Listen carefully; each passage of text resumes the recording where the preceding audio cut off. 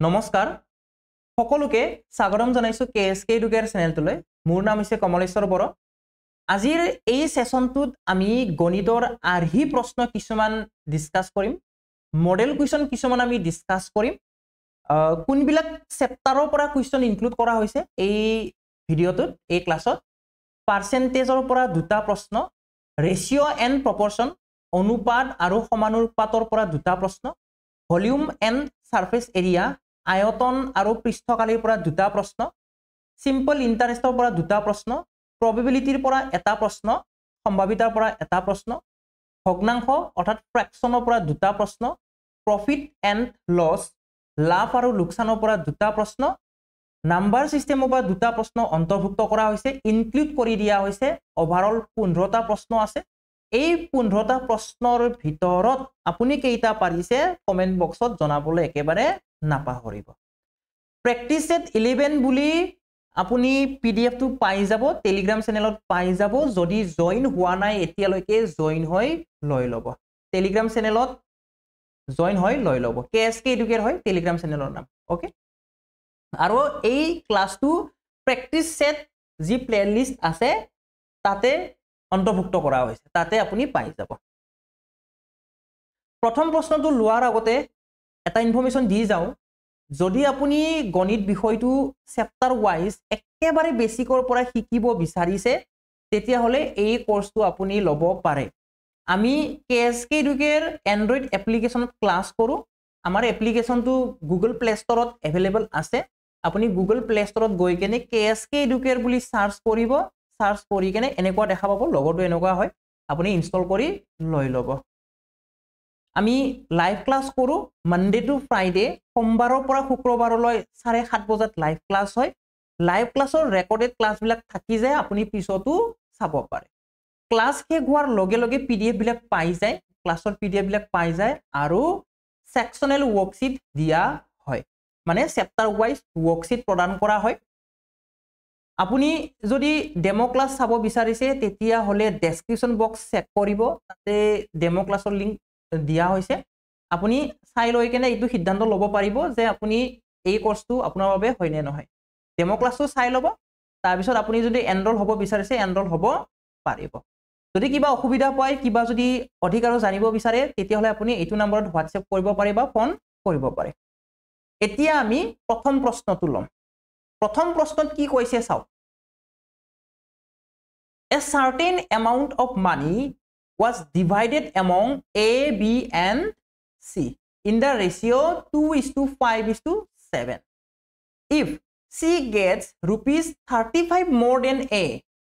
then find the total amount. ইয়াতে কৈছে কি যে A, B আৰু C আছে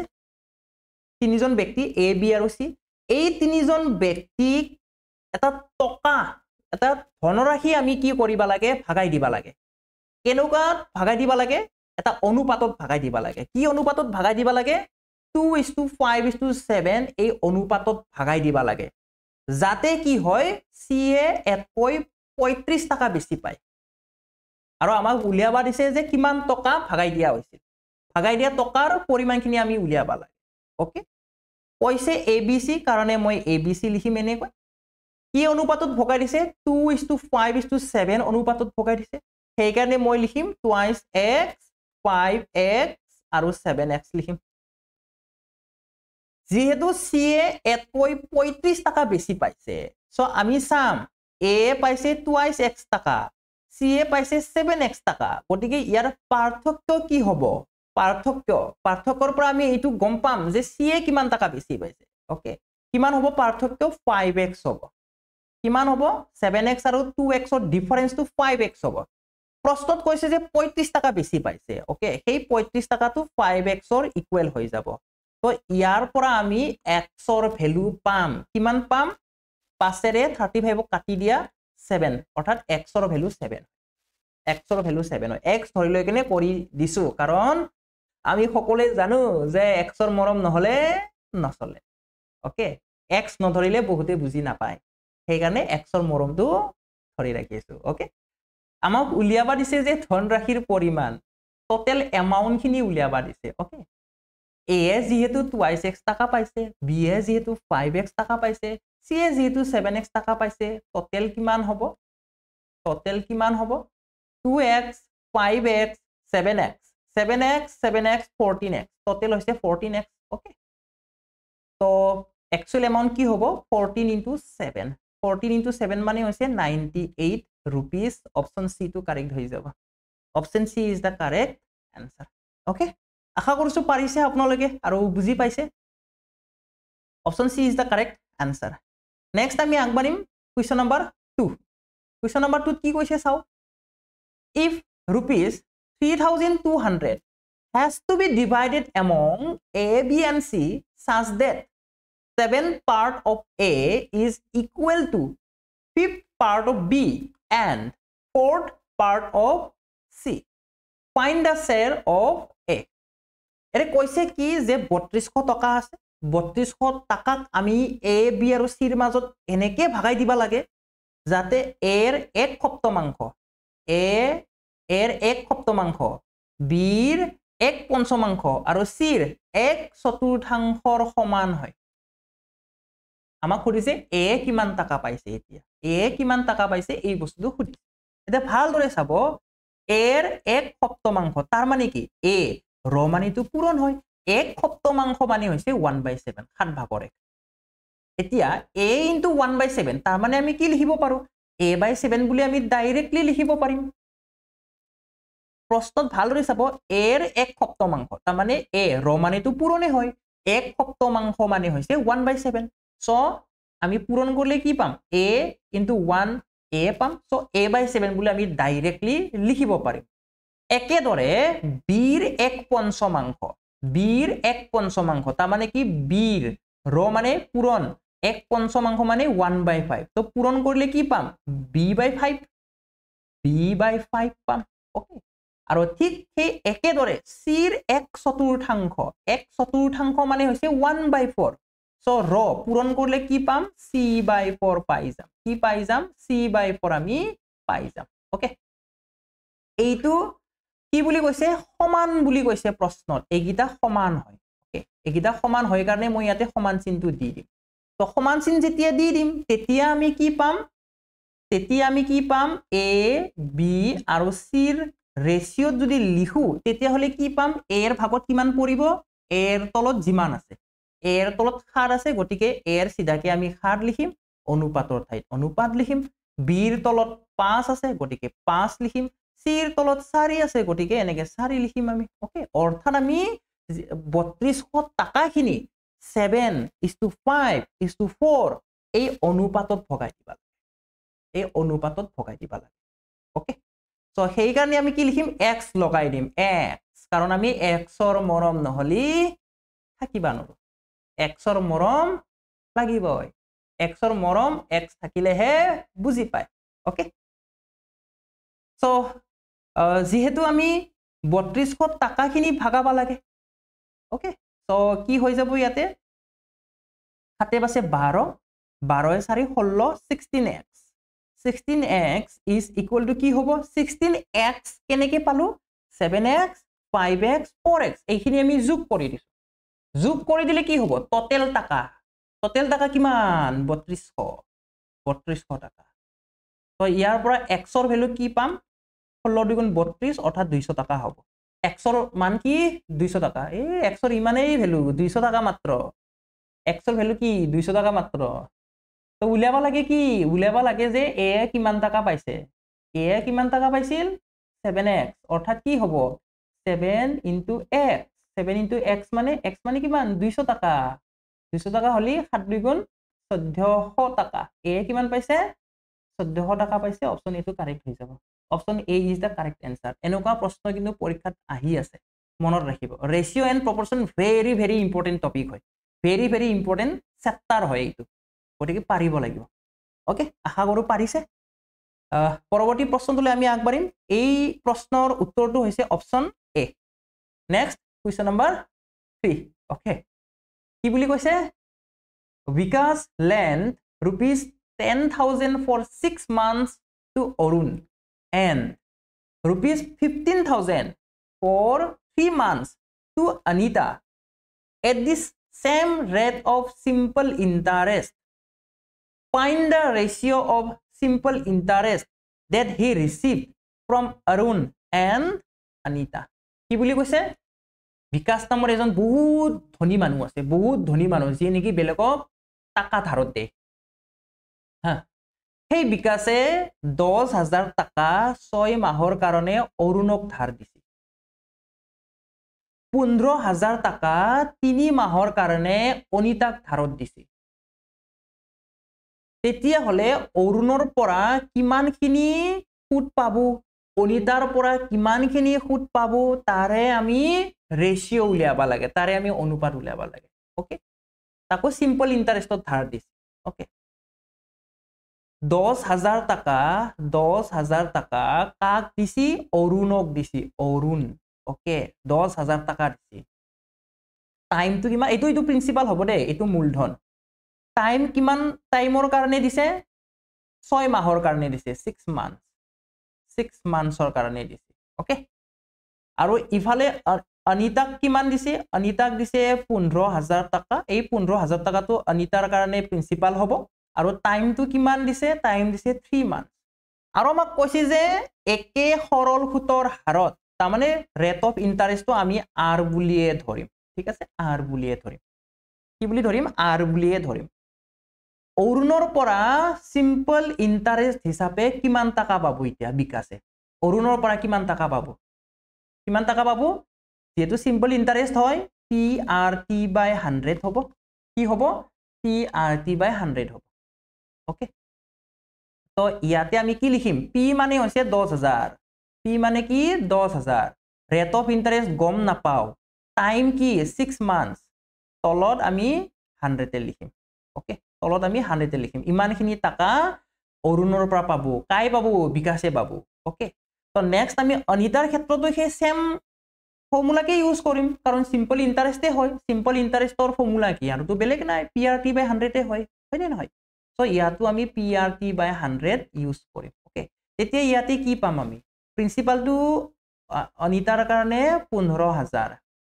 ৰেট অফ ইন্টাৰেস্ট গম নাপাও আৰু টাইম হৈছে 3 মান্থ ওকে তলত 100 থাকিব যেহেতু ৰেশিও লাগে সেই কাৰণে আমি কি কৰিম ৰেশিওত লিখি দিম বস্তুখিনি অৰুণৰ পৰা কিমান টাকা পাইছি অৰুণৰ পৰা পাইছি 10,000 ইনটু r ইনটু 6 ডিভাইডেড বাই 100 এইখিনি পাইছি অৰুণৰ পৰা আৰু অনিতাৰ পৰা কিমান পাইছি 15,000 ইনটু r ইনটু 3 ডিভাইডেড বাই 100 ৰেশিও লাগে কাৰণে ৰেশিওত বহাই দিছো ওকে এতিয়া কি কৰিবা লাগে এতিয়া ৰেশিওত লিখিবা লাগে কাটাকাটি কৰি কিনে লিষ্ট ফৰ্মত লিখিবা লাগে এনসাৰ পাই যাম ওকে ইফালেও 100 আছে ইফালেও 100 আছে দুটা কাটি দিলো ৰেশিওত আছে কাৰণে কাটি দিবা পাৰো আমি ওকে ইয়াতো r আছে ইয়াতো r আছে কাটি দিলো ওকে r কিয় কাটি দিছো কাৰণ সেম ৰেট অফ ইন্টাৰেস্ট হয় সেই কাৰণে কাটি দিছো বাস ওকে এতিয়া ইফালে তিনিটা 0 ইফালে তিনিটা 0 মই কাটি দিলো কাটি দিয়াৰ পিছত কি থাকিব একবাৰ লিখি দিছো বাৰু ঠিক আছে 10:6 ৰেশিও 15:3 ওকে এতিয়া আকৌ কাটাকাটি কৰি দিম 6 ৰে 3 ৰে 6 কাটিম দুইবাৰ যাব আকৌ 5 ৰে কাটিম 5 2 গুণ 10 5 3 গুণ 15 অৰ্থাৎ কিমান পালো তেতিয়া 2 2 গুণ 4 অনুপাত 3 ওকে ভাঙি পাতি গোটেই সমস্ত ভাঙি পাতি দিলো ইয়াতে 4:3 অনুপাত ওকে অপশন বি টো কারেক্ট হ'ব 4:3 is the correct answer okay option B is the correct answer okay গোটেইখিনি বস্তু ইয়াতে ভাঙি পাতি দিছো যে অৰুণৰ পৰা কিমান টাকা পাব অনিতাৰ পৰা কিমান টাকা পাব ৰেশিওত লিখিব দিছে কাৰণে ৰেশিওত লিখি দিছো লিখি দিখিনি কি কৰিছো কাটাকাটি কৰিছো একদম সিম্পল ফৰ্মত লৈ গৈছো লিষ্ট ফৰ্মত লৈ গৈছো আমি কাটাকাটি কৰি কেনে ওকে নেক্সট আমি আগবাৰিম কোৱেশ্চন নম্বৰ 4 লৈকে ওকে কোৱেশ্চন নম্বৰ 4 ত কি দিছে find the simple interest for ₹21,000 for 45 days at the rate of 12% per annum কি বুলি কৈছে যে বছৰি 12% সৰল সুতৰ হাৰত 21,000 টকাৰ 45 দিনৰ সৰল সুত কি হ'ব 45 দিনৰ সৰল সুত দিছে ওকে কিন্তু ৰেট অফ ইন্টাৰেস্ট দিছে কিমানত বছৰি বুলি দিছে অৰ্থাৎ বছৰত 12% পায় বছৰত 12% পায় এক মাহত কিমান পাৰ্চেন্ট পাব তেতিয়া হলে সৰল সুদ 1% পাব কেনেকে পালো 1% কাৰণ এক বছৰত 12 মাহ থাকে হয়নে নহয় এক বছৰত 12 মাহ থাকে 12 মাহত যদি 12% পায় এক মাহত কিমান পাৰ্চেন্ট পাব 1% পাব ওকে 12 মাহত 12% এক মাহত কিমান পাব 1% পাব ওকে এতিয়া চাব যেহেতু আমি মাহত পালো 1% বুলি 45 দিনত কিমান মাহ 45 দিনত কিমান মাহ 45 দিনত কিমান মাহ আমি জানো এক মাহত 30 দিন বুলি আমি ধৰো বাকি 31 দিন আছে 28 দিন আছে বা 29 দিন আছে এইবিলাক জেনাৰেলি ধৰা নহয় ওকে আছে আছে আৰু জেনাৰেলি আমি কি ধৰো জেনাৰেলি আমি 30 দিন বুলি ধৰো 30 দিনত এক মাহ হয়নে নহয় তেতিয়া হলে 45 দিনত কিমান মাহ হ'ব 45 দিনত ওকে 45 দিনত হ'ব 1.5 মাহ কিমান মাহ হ'ব 1.5 মাহ হ'ব এক মাহ আৰু আধা মাহ অৰ্থাৎ 1.5 মাহ হ'ব ওকে 1.5 মাহ ওকে 45 দিনত কিমান মাহ 1.5 মাহ ওকে বুজি পালো এইখিনি ৰেট অফ ইন্টাৰেষ্ট কিমান হৈ গল 1% মাহিলি পায় মাহিলি ওকে এনে দেখাত কিন্তু ইজি কিন্তু এইখিনি বস্তু প্ৰথমতে কৰি ল'ব লাগিব নহলে কেনা লাগি যাব ওকে আমাক উলিয়াব দিছে কি সৰল সুদ ওকে সৰল সুদ মানে কি p/t/100 হয় ওকে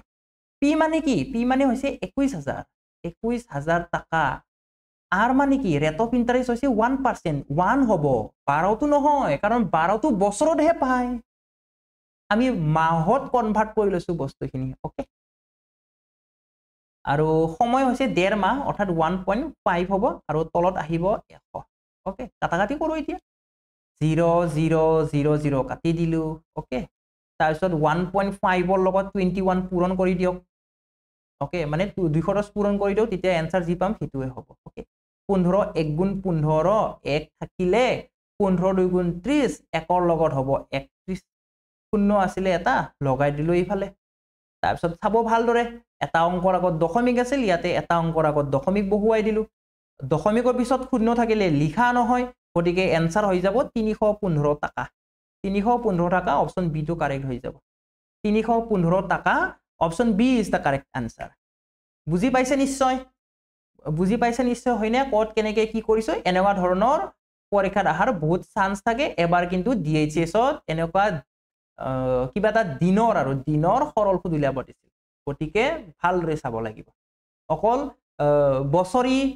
সময়টো বছৰত দিয়া আছে এটোটো বেছি সহজ হৈ যায় হয়নে নহয় তো এনেকেও কোৱেশ্চন চাব লাগিব ইজিয়ে হয় কিন্তু দিনত দিয়া কাৰণে অলপমান বেলেগ হৈ যায় okay so next question number 5 কি বুলি দিছে the surface areas of two spheres are in the ratio 4:9 find the ratio of their volumes দুটা গোলকৰ পৃষ্ঠকালীৰ অনুপাত দিয়া আছে 4:9 আৰু আমাক সুধিছে যে সিহঁতৰ আয়তনৰ অনুপাত কি হ'ব গোলক বুলি ক'লে টেনিস বল বা ফুটবলটো আপুনি ইমাজিন কৰিব পাৰে এনেকে দুটা কি আছে দুটা বল আছে দুটা গোলক আছে মানে দুটা বল আছে প্ৰথমটোৰ ব্যাসাৰ্ধ আমি কি বুলি ধৰো r1 বুলি ধৰিম আৰু দ্বিতীয়টোৰ কাৰণে r2 বুলি ধৰিম ওকে ফৰ্মুলাৰ পৰা কেনেকে কি আনা হয় বস্তুখিনি ভালদৰে চাই যাব ফৰ্মুলা বিলাকো ৰিভিজন হৈ যাব টেনচন লবা নালাগে ওকে টেনচন ফ্ৰী হৈ কেনে চাও আৰু নোট ডাউন কৰি যদি কৰিব পাৰে ওকে আৰু যদি নিজে পাৰিছে বহুত ধুনিয়া কথা ওকে সো প্ৰথমটোৰ কাৰণে পৃষ্ঠকালি কি হ'ব পৃষ্ঠকালি প্ৰথমটো গোলকৰ কাৰণে পৃষ্ঠকালি কি হ'ব 4 পাই r1 স্কয়াৰ হ'ব দ্বিতীয়টোৰ কাৰণে কি হ'ব 4 পাই r2 স্কয়াৰ হৈ যাব ওকে যেহেতু অনুপাতৰ কথা কৈ আছে গতিকে আমি অনুপাতত লিখিম ওকে 4 পাই r1 square divided bye okay ৰেশিও থাকিলে এনেকেও লিখিব পাৰে ভগ্নাংশ আৰ্হিত লিখিবা পাৰে 4 পাই r2 স্কয়াৰ যাৰ অনুপাত আমাক প্ৰশ্ন দিছে যে 4/9 বুলি দি থৈ দিছে ওকে এইটো দিয়া আছে উলিয়াব কি দিছে আয়তনৰ অনুপাত উলিয়াবা দিছে ওকে এই দুটা বস্তু কি হয় এই দুটা বস্তু হৈছে পৃষ্ঠকালি সারফেস এরিয়া আয়তন কি হ'ব ভলিউম কি হ'ব 4/3 পাই r1 কিউব হ'ব প্ৰথমটোৰ কাৰণে ভলিউম আৰু সেকেন্ডৰ কাৰণে কি হ'ব 4/3 পাই r2 কিউব হৈ যাব এইটো হৈছে ভলিউম ওকে ইয়াৰে আমাক কি লাগে ৰেশিও লাগে ৰেশিও ওকে ৰেশিও যদি লাগে তেতিয়াহলে 4/3 কাটা যাব পাই কাটা যাব তাৰ মানে আমি আলটিমেটলি উলিয়াব লাগে r1 কিউব ৰেশিও r2 কিউব ইয়াৰ ভ্যালুটো উলিয়াব লাগে এইখিনি বস্তু এনেকেও লিখিব পাৰে আকৌ বা কৈছো r1 কিউব ৰেশিও r2 কিউব এই দুটা বস্তু এনেকেও লিখিব পৰা যায় r1 কিউব ডিভাইডেড বাই r2 কিউব এনেকেও লিখিব পৰা যায় সেম থিং হয় ওকে এতিয়া এইফালে ঘূৰি আহক 4 পাই r1 স্কয়াৰ ডিভাইডেড বাই 4 পাই r2 স্কয়াৰ ইয়াতে 4 পাই মই কাটি দিম কাৰণ তলে উপৰে আছে ৰেশিওত আছে গতিকে একে বস্তু গিলা কাটা যাব এইবিলাক গুলি মাৰি দিবা লাগে ওকে থাকিলে কি তেতিয়া r1 স্কয়াৰ ডিভাইডেড বাই r2 স্কয়াৰ থাকিলে কি হ'ব 4/9 হৈ যাব ওকে তো এটা বস্তু মনত ৰাখক এতিয়া শৰ্ট ট্ৰিক হিচাপে কামত দিব যদি পৃষ্ঠকালীৰ অনুপাত দিছে তেতিয়াহলে ৰেডিয়াছৰ অনুপাত পাবা কাৰণে ৰেডিয়াছৰ ৰেশিও অৰ্থাৎ ব্যাসাৰ্ধৰ ৰেশিও ব্যাসাৰ্ধৰ অনুপাত পাবা কাৰণে কি কৰক both side বৰ্গমূল লৈ লওক এইটো সব both side বৰ্গমূল লৈ লওক তেতিয়া কি পাম r1 স্কয়াৰ বৰ্গমূল r1 r2 স্কয়াৰ বৰ্গমূল r2 ওকে কি হৈ যাব 2/3 হৈ যাব কেনেকে 4 ৰ বৰ্গমূল 2 9 ৰ বৰ্গমূল 3 ওকে তো মনত ৰাখিব যদি পৃষ্ঠকালীৰ অনুপাত দিয়া আছে তেতিয়া হলে এই বস্তুটো বৰ্গমূল লৈ লব বৰ্গমূল হলে কি হ'ব 4 ৰ বৰ্গমূল 2 আৰু 9 ৰ বৰ্গমূল 3 তেতিয়া আপুনি শৰ্ট ভাবে ৰেডিয়াছৰ ৰেশিওটো পাই গেল এইখিনি বস্তু মনত ৰাখিবা লাগে মই একদম গোটেইখিনি বস্তু বুজাই দিছো ওকে বৰ্গমূল হলে কি পায় ব্যাসাৰ্ধৰ অনুপাত পায় লাগে কি আয়তনৰ অনুপাত আমি কি পাই থৈ দিছো আয়তনৰ অনুপাত যে ব্যাসাৰ্ধ দুটা কিউব কৰিবা লাগে ঘন কৰিবা লাগে তো ঘন কৰি দিওক এই বস্তুটো ঘন কৰি দিওক তেতিয়া হলে ব্যাসাৰ্ধটো ঘন কৰি দিওক এতিয়া হৈ গেল পাস 2 ৰ ঘন 8 3 ৰ ঘন 27 অৰ্থাৎ 8:27 option D is the correct answer আকৌ বুজাই দিছো ওকে এইখিনি মই মুছি লৈছো ঠিক আছে এইখিনি মই মুছি লৈছো একদম শৰ্ট কে বুজাই দিম এবাৰ গোটেই বস্তুখিনি কেনেকে কি আহিলে গোটেই বস্তুখিনি ইয়াতে মই ভাঙি পাতি দিছো ওকে ভাঙি পাতি দিছো এতিয়া আপুনি শৰ্ট কেনেকে মনত ৰাখিব পাৰে যদি গোলকৰ পৃষ্ঠকালীৰ অনুপাত দিয়া আছে পৰিস্থিতি নাই দিয়া আছে তাক আপুনি কি কৰিব বৰ্গমূল লৈ লব বৰ্গমূল হলে কি পাব ৰেডিয়াছৰ ৰেশিও পাব কি পাম তেতিয়া 2:3 পাম কি পাম 2:3 পাম ৰেডিয়াছৰ ৰেশিও পালো আমাক কিন্তু এইটো নালগে আমাক লাগে কি আমাক লাগে আয়তনৰ অনুপাত ভলিউমৰ ৰেশিও লাগে তো কি কৰিম কিউব কৰি দিম দুটা কি কৰি দিম কিউব কৰি দিম তেতিয়া কি পাম 2 ৰ কিউব 8 3 কিউব 27 শৰ্ট পাস কাহিনী খতম ইয়াতে মই গোটেইখিনি বস্তু নোট ডাউন কৰিবলগীয়া বস্তু আপোনাৰ যে ফৰ্মুলা আছে গোটেইবিলাক ৰিভিজন কৰাই দিলো ইয়াতে ওকে শৰ্ট ভাবে কেনেকে কৰিব লাগে সেই বস্তুখিনিও একেলগে কৈ দিলো okay option D is the correct answer okay আগবাঢ়িম আমি পৰৱৰ্তী প্ৰশ্নটোলৈ 6 নম্বৰ প্ৰশ্ন হয় টোটেল প্ৰশ্ন 15টা আছে কুৱেশ্যন বিলাক লৈ কেনে আপুনি প্ৰেক্টিছ কৰি যাব এইবিলাক কুৱেশ্যন পাৰিছেনে পাৰা নাই এই বস্তুটো চাব কাৰণ পৰীক্ষাত এনেকুৱাই প্ৰশ্ন আহে কি বুলি দিছে 6 নম্বৰ প্ৰশ্নটোত চাও A sphere of 5 cm radius is melted to form a cone of same radius. Find the height of the cone. কৈছে যে 5 cm ব্যাসাৰ্ধৰ এটা গোলক আছে এই গোলকটো গলাই দিয়া হৈছে গলাই কিনি কি কৰা হৈছে একে ব্যাসাৰ্ধৰ এটা শংকু বনোৱা হৈছে এটা শংকুটোৰ হাইট কি হ'ব শংকুটোৰ উচ্চতা কি হ'ব উচ্চটো কি হ'ব ওকে গোলক বুলি ক'লে বেলেগ একো নহয় ইমাজিন কৰিব বলটো টেনিছ বল হওক ফুটবল হওক আপুনি ইমাজিন কৰিব পাৰে এই বস্তুটো গলাই কেনে কি কৰিছে শংকু বনাইছে শংকুটো কেনেকুৱা হয় এই আইসক্ৰিম যে খাই এনেকুৱা আইসক্ৰিম এনেকুৱা যে কোন আইসক্ৰিম ওকে কোন আইসক্ৰিম এনেকুৱা যে আছে এই আইসক্ৰিমৰ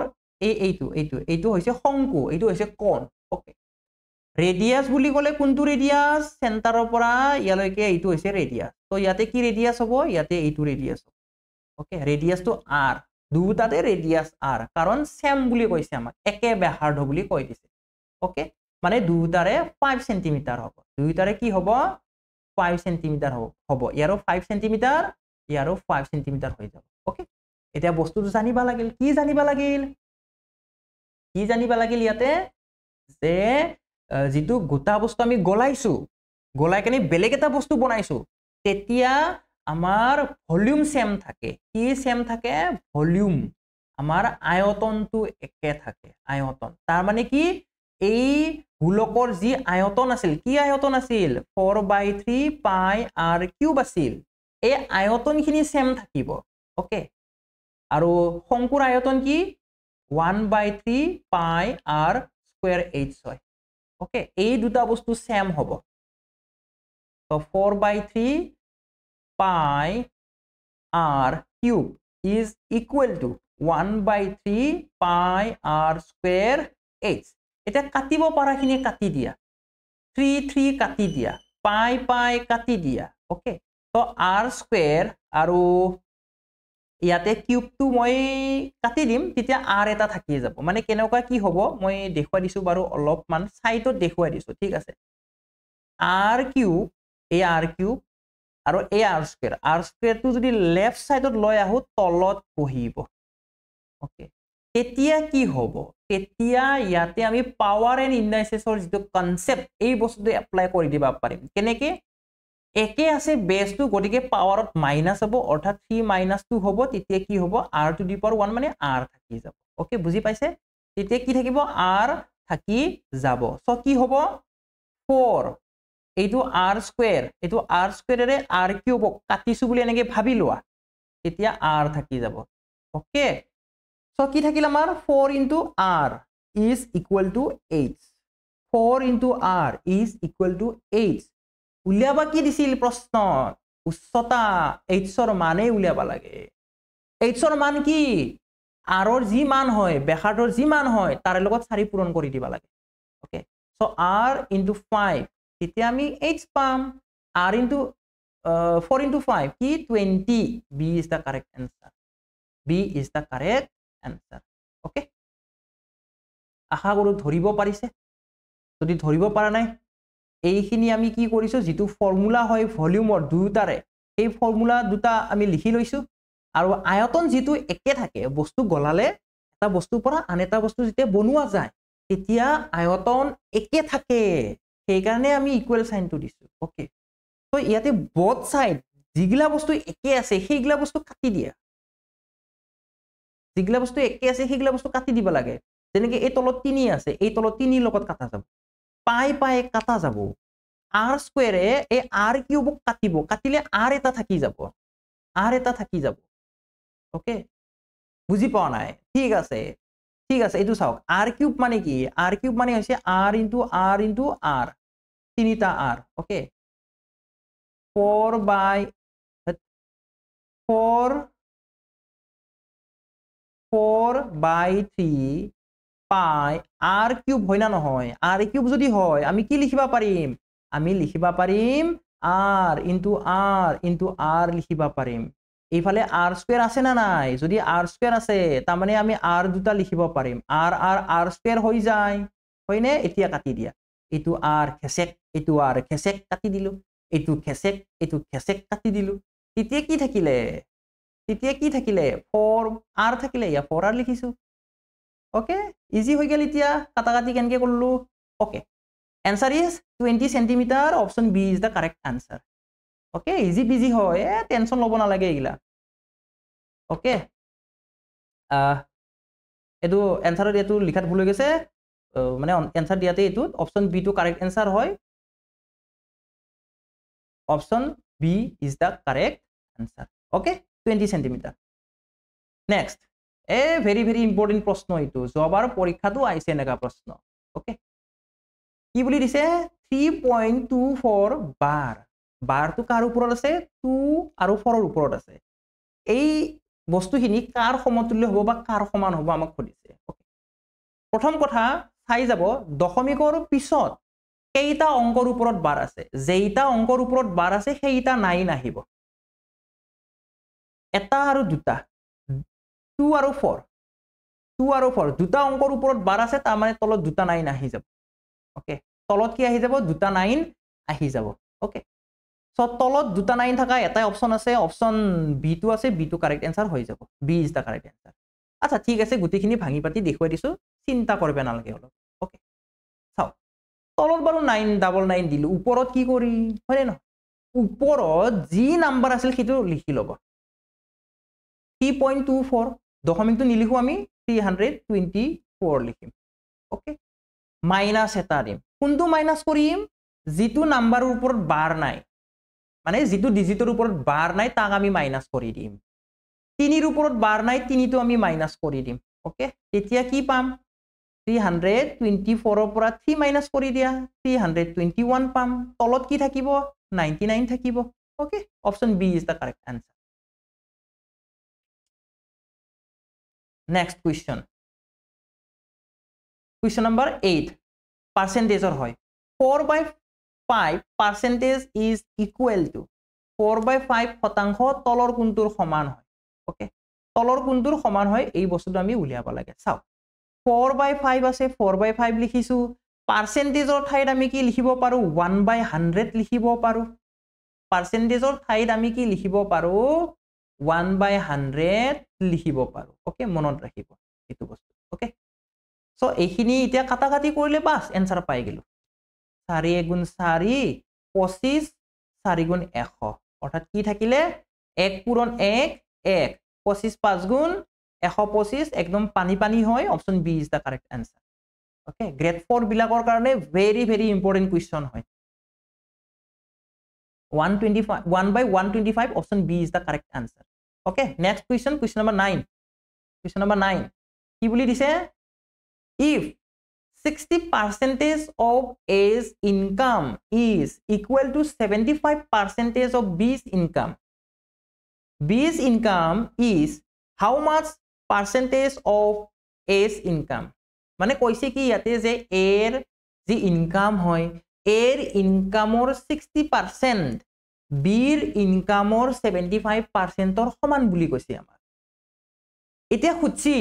যে বিৰ যে ইনকাম হয় সেই ইনকামখিনি এৰ কিমান পাৰ্সেন্টেজ হ'ব বিৰ যে ইনকাম হয় সেই ইনকামখিনি এৰ কিমান পার্সেন্টেজ হ'ব সেইটো আমি উলিয়াব লাগে ওকে একদম ইজি পিজি হয় টেনশন লব নালাগে একদম ধুনিয়াকে চাব 60% of A okay 60% of A okay is equal to 75% of B এখিনি কথাইতো কৈছি ফার্স্ট লাইনত যে 60% of A's income is equal to 75% of B's income এখিনি কথাইতো কৈছি আমাক প্ৰশ্নত হয়নে নহয় অফ মানে কি অফ মানে বেলেগ নহয় ইনটু হয় ওকে তো আমি ডাইরেক্টলি 60% into A মানে কি 60% A আমি লিখিবা পাৰিম 75% of B অফ মানে into তাৰ বাহিৰে বেলেগ একো নহয় ওকে তো এনেকে উছৰা আমি লিখি দিম প্ৰথম পইণ্ট সমান চিনৰ both side পাৰ্সেন্টেজ আছে উৰাই দি ইগলা উৰাই দি ওকে উৰাই দি পাৰ্সেন্টেজ উৰাই দি both side পাৰ্সেন্টেজ নাই আমাৰ ওকে এতিয়া কি থাকিব 60A is equal to 75B থাকিব উলাবা দিছে কি বিৰ আই বিৰ ইনকাম কি হ'ব তাকে খুচি বিৰ ইনকাম খুচি কাৰণে বিক আমি একলা কৰবা লাগিব একলা কেনকে কৰিম 75% 75 আছে লগত তো 75 টো তাক লৈ আহিবা লাগিব ওকে কোন ফালে লৈ আহিম এৰ ফালে লৈ আহিম এৰ ফালে লৈ আহিলে কি হ'ব 60 ৰ তলত বহিব 75 টো আহি কেনে কি বহিব 60 ৰ তলত বহিব ওকে এতিয়া বি টো কি হ'ব বি টো একলা থাকিব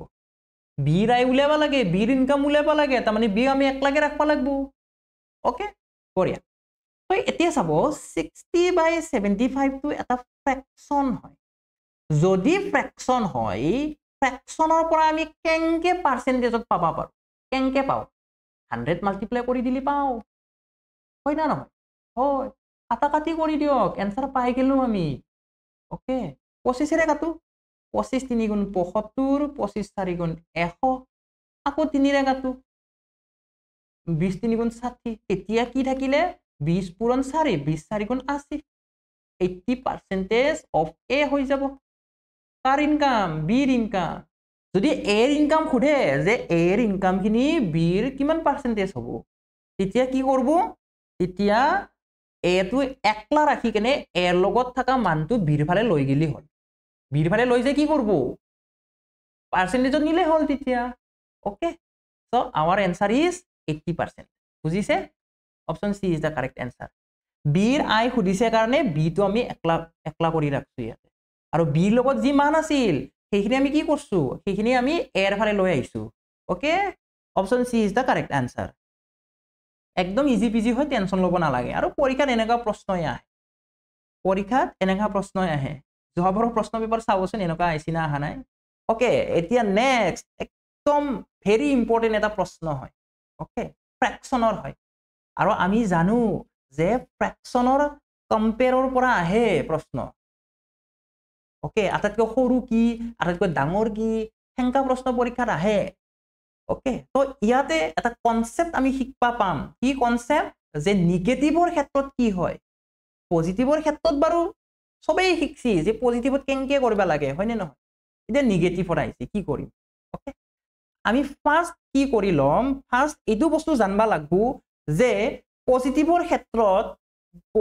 ক্ষেত্ৰত যেটো নাম্বাৰ ডাঙৰ হয় নেগেটিভৰ ক্ষেত্ৰত সেই নাম্বাৰটো সৰুহে হৈ যায় ওকে যেনেকে এটা এক্সাম্পল দিছো 1 2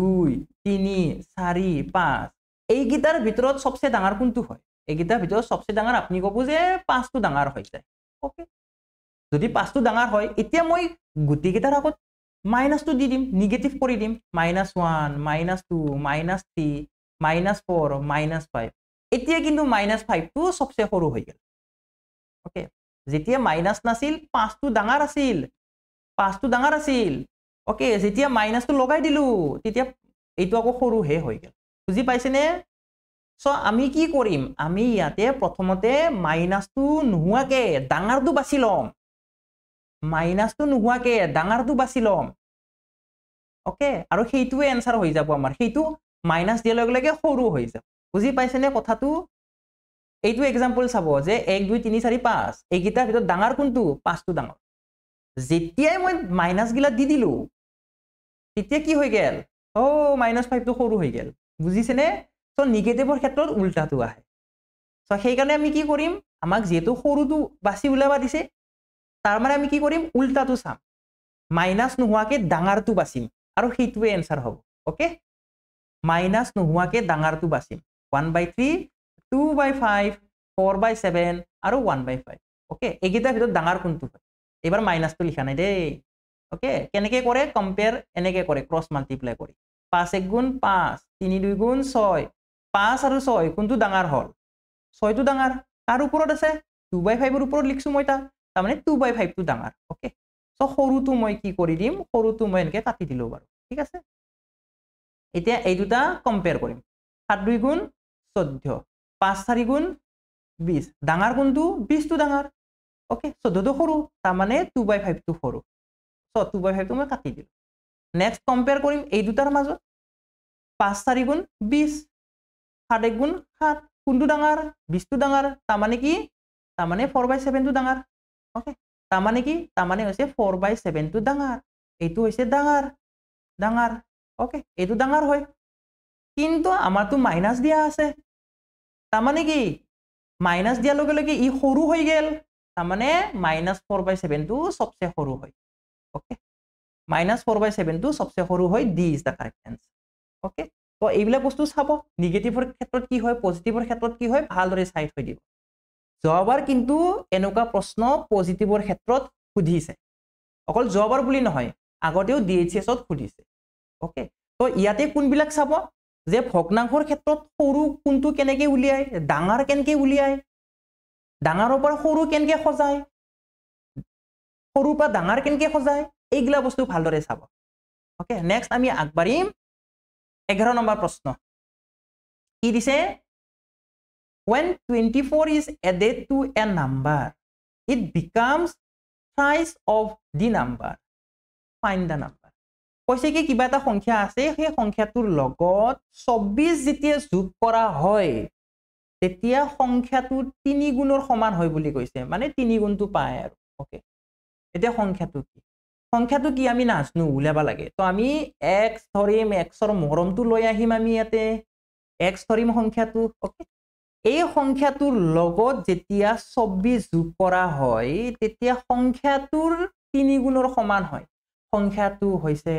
x 3 গুণ মানে 3 ৰে পূৰণ ওকে বুজি পাইছে এইখিনি সংখ্যাটো হৈছে x তাৰে লগত 24 যোগ কৰবা দিছি প্ৰশ্নত 24 যোগ কৰি দিছো তেতিয়া কৈছি যে যেটো সংখ্যা আছিল তাৰে 3 গুণ পাওয়া যায় সেখানে 3 ৰে পূৰণ কৰি দিছো ওকে সো এইখিনি আমি সমাধান কৰিব লাগে এতিয়া 3x ৰ পৰা এটা x মাইনাস কৰিলে twice x পাম is equal to 24 সো ইয়াৰে পৰা x ৰ ভ্যালু কি পাম x ৰ মূল্য পাম 12 ওকে x ৰ মূল্য পাম 12 option A is the correct answer easy peasy হয়নে নহয় okay next question number 12 the product of two numbers is 120 and the sum of their squares is 289 the sum of the two numbers কৈছে কি দুটা সংখ্যাৰ গুণফল মানে কি পূৰণ কৰি পাৱাটো দুটা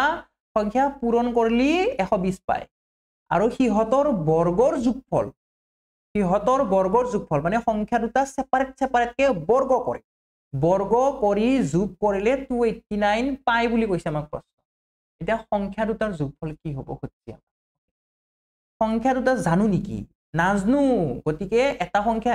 x আনটো সংখ্যা ধৰিম y ওকে এটা সংখ্যা x আনটো সংখ্যা y ধৰিম দুটাৰ যোগফল উলিয়াবা দিছি কাৰণে আমি যোগ কৰিম x plus y এই বস্তুটো আমাক উলিয়াবা দিছি ওকে আৰু d কি থৈ দিছি প্ৰশ্নত গুণফল মানে কি পূৰণফল প্ৰডাক্ট মাল্টিপ্লাই কৰি যি পায় সেইটো বস্তু দি থৈ দিছি ওকে কি দি থৈ দিছি মাল্টিপ্লাই কৰি পাৱাটো 289 দি থৈ 120 দি থৈ দিছি কিমান দি থৈ দিছি 120 দি থৈ দিছি 289 টো কি হয় x স্কয়াৰ প্লাস y স্কয়াৰৰ ভ্যালু হয় কি বুলি কৈছো x square plus y square কৈছো যে সেপাৰেট কে বৰ্গ কৰি যোগ কৰিলে ওকে তো এইটো কিবা আমাৰ চিনাকি লাগছি বস্তু গিলা কি হল কি চিনাকি লাগছি ও a plus b whole square x plus y whole square কিমান x square plus y square plus twice xy হয়নে নহয় হয় চিনাকি হলনে নাই x square plus y square এইখিনিৰ মান দিয়া আছে xy এৰ মান দিয়া আছে লাগে আমাৰ x plus y লাগে x plus y whole square নহয় গতিকে এই স্কয়াৰটো যেতিয়া আমি নিলহু তেতিয়া এইটো ফালে আমি এটা বৰ্গমূল দিবা লাগব এইটো ফালে ওকে তেতিয়া আমি x plus y টো পাই যাম এতিয়া মানগিলা বহুৱাই দি আৰু কি আছে হয়নে নহয় x square plus y square কিমান দিয়া আছে 289 দিয়া আছে বহাই দিয়া 289 plus okay x square plus y square 289 দিয়া আছে বহাই দিলু প্লাস আছে প্লাস বহাই দিলু 2 আছে 2 বহাই দিম x into y 120 দিয়া আছে বহাই দি 120 ওকে 289 প্লাস 12 দুগুণ 24 অর্থাৎ 240 হল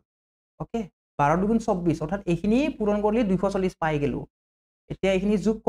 কৰি দিলে কিমান পাম 909 তাৰপিছত 8 4 12 কাটি 1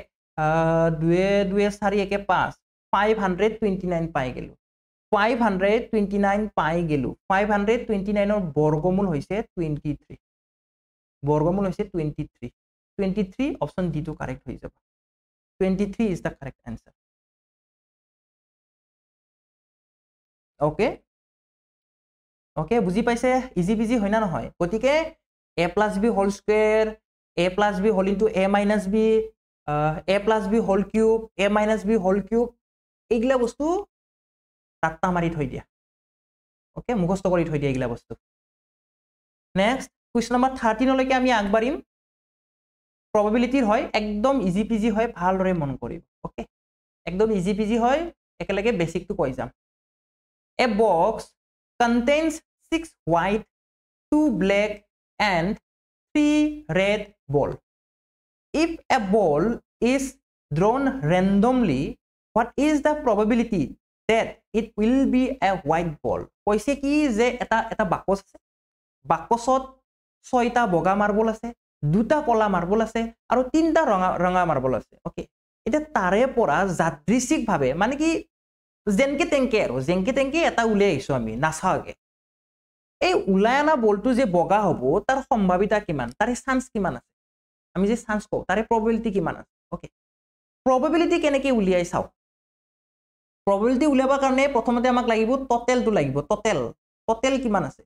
ওকে, টোটেল কিমান আছে তাক লাগিব আমাক, তলত বহুৱাম আমি তাক, ওপৰত কি বহুৱাম লাগে, কোনটো বস্তু বিচাৰছি, বিচৰা বস্তুটো কেইটা আছে, বিচৰা বস্তুটো কেইটা আছে ওপৰত উঠাই দিলে হ'ল। ওকে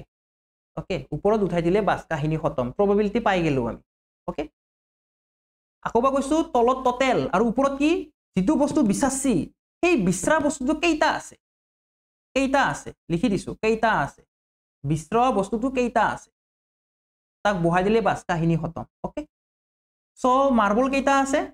মাৰ্বল আছে 6টা বগা, 6টা কি আছে 6টা বগা আছে, কালা কেইটা আছে 2টা আছে কালা। ওকে, ৰাঙা কেইটা আছে, ৰাঙা আছে 3টা, ৰাঙা কেইটা আছে, ৰাঙা আছে 3টা, গতিকে টোটেল পাম না নাই, টোটেল কি হ'ব 3 2 5 5 6 11, 11টো হৈছে মুঠ, 11টো হৈছে মুঠ টোটেল। ওকে, তাৰমানে আমি তলত 11 বহুৱাম। লাগে কি এতিয়া বিচাৰছি কি, বিচাৰছি যে বগা মাৰ্বল, বগা হোৱাটো বিচাৰছি। এতিয়া বগাটো কেইটা আছে, বগা আছে 6টা, উঠাই দিয়া 6টো ওপৰত, বাস কাহিনী খতম, 6/11। অপশ্যন ডি টো correct, option D is the correct answer. যোৱাবাৰো probabilityৰ পৰা কুৱেশ্যন আহিছে, গ্ৰেড 4তে আহিছি, তো চাব লাগিব হয় না নহয়। নেক্সট আমি আগবাঢ়িম 14 নম্বৰ প্ৰশ্নলৈকে। ওকে, কি বুলি দিছি, the ratio of cost price and selling price of an article is 20:21. What is the gain percentage? কোনো এটা বস্তুৰ ক্ৰয় মূল্য আৰু বিক্ৰী মূল্যৰ অনুপাত 20:21 যদি হয় তেন্তে লাভৰ হাৰ কি হ'ব খুজিছে আমাক। ওকে, ক্ৰয় মূল্যৰ কাৰণে মই চিপি লিখিম, বিক্ৰী মূল্যৰ কাৰণে মই এছপি লিখিম। ওকে, এই দুটাৰ যিটো ৰেচিঅ' হয় CP/SP হয়, তাক দি থৈ দিছি 20/21। তো ইয়াৰ পৰা আমি ডাইৰেক্টলি গম পাম, চিধাকে যদি চাং, এনেকে চিধাকে যদি চাং আমি, তেতিয়া CP পাম 20, SP কি পাম, SP পাম 21। ওকে, তো তাৰমানে কথাখিনি কি হ'ল, 20 টাকাত কিনি আনছি, 20 টাকাত কিনি আনা বস্তু এটা 21 টাকাত বিক্ৰী কৰছি, কিমান টাকা লাভ হ'ল, লাভ কিমান হৈছে, প্ৰফিট কিমান হৈছে, 1 টাকা প্ৰফিট হৈছে হয় না নহয়, 1 টাকা প্ৰফিট হৈছে। ওকে,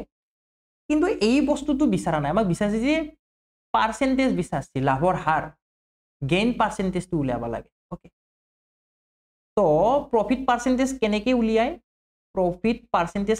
উলিয়াই, ওপৰত উঠাই দিব লাগিব প্ৰফিট এমাউণ্ট মানে 1 টাকাটো উঠাই দিব লাগিব, আৰু তলত কি উঠাই দিব লাগিব,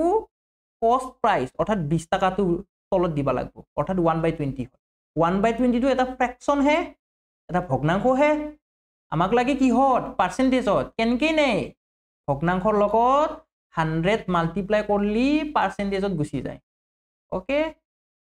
তো কি হ'ব, কাটাকাটি কৰিলে 20 5 গুণ 100, অৰ্থাৎ 5% হৈ যাব। Option A is the correct answer, option A is the correct answer. আগবাঢ়িম আমি, আগবাঢ়ি যাম 15 নম্বৰ প্ৰশ্নলৈকে। 15 নম্বৰ প্ৰশ্নলৈকে আমি আগবাঢ়ি যাম। ওকে, ইয়াৰে শুদ্ধটোতো হৈছে অপশ্যন এ। নেক্সট 15 নম্বৰ প্ৰশ্ন কি দিছে, A man sold 2 shares at rupees 1200 each. On one, he gained 20% and on the other hand, he lost 20%. Find his loss or gain in the whole transaction. ইয়াতে মই কৈছে কি যে এজন বেপাৰীয়ে, এজন মানুহে দুখন চকী বিক্ৰী কৰিছে। ওকে, প্ৰতিটোকে 1200 টকাত বিক্ৰী কৰিছে দুখান শ্বেয়াৰ আছে এখন শ্বেয়াৰ 1200 টকাত আনখান শ্বেয়াৰো 1200 টকাত সি বিক্ৰী কৰিছে আৰু এখনত কি 20% লাভ পাছি আৰু আনখনত কি 20% লোকসান পাছি এতে এই যেটো লেনদেন হল কিনা বেচা যি হল এই কিনা বেচা তেওঁৰ কিমান শতাংশ লাভ হৈছে বা কিমান শতাংশ লোকসান হৈছে এই বস্তুটো আমাক উলিয়াব দিছে প্ৰথম কথা লাভ আৰু লোকসানৰ যেটো এমাউন্ট পাৰ্সেন্টেজ আৰু যেটো পার্সেন্টেজ সেইটো যদি সেম আছে সেইটো যদি একে আছে তেতিয়ালে সদায় লোকসান হ'ব সদায় তাৰ ঘাটাই খাব বিজনেছত সদায় তাৰ ঘাটাই খাব 20% লাভ আৰু 20% লোকসান হৈছে সেম আছে ইন্টাৰেস্ট হৰিটো লাভ আৰু লোকসানৰ যেটো পাৰ্সেন্টেজ সেইটো সেম আছে সেম থাকা কাৰণে তাৰ সদায় লোকসান হ'ব তাৰ কেতিয়াও লাভ নহয় এটো বিজনেছত ওকে এই কাৰণে আমি অপশন বি আৰু অপশন সি টো কাটি দিবা পাৰিম প্ৰফিট কেতিয়াও নহয় লসে হ'ব হয়নে নহয় তো কিমান পার্সেন্টেজ লস হ'ব কেনেকে উলিয়া ওকে চাব যেহেতু একে আছে 20% আৰু 20% লাভ আৰু লোকসানৰ হাৰটো একে আছে সেই কাৰণে বহুৱাই দিব a square by 100 a square by 100% তাৰ লোকসান হ'ব ওকে a কি বুজাবো a বুজাবো যে লাভ আৰু লোকসানৰ যেটো হাৰ দিয়া আছে হেতু বুজাব অৰ্থাৎ 20% বুজাব ওকে 20% টো বুজাব ওকে তাৰ মানে কি 20 স্কয়াৰ হ'ব 20 স্কয়াৰ বাই 100% ইমানখিনি তাৰ লোকসান হ'ব 20 স্কয়াৰ মানে আমি লিখবা পাৰো 20 into 20 ওকে এইটো 0 ঘেসেককে কাটি দিলু এইটো 0 ঘেসেককে কাটি দিলু কি থাকিলে 2 পূৰণ 2 2 দুগুণ 4 4% লোকসান হ'ব D is the correct answer Assam পুলিশত একবার আইছি আসাম টেটত একবার আইছি মান অলপ বেলেগ আছিল কিন্তু এক্সাক্ট এনেকা প্ৰশ্ন আসাম পুলিশত আইছি আসাম টেটত আইছি গটিকে মনত ৰাখবা লাগিব ওকে গটিকে মনত ৰাখবা লাগিব option D is the correct answer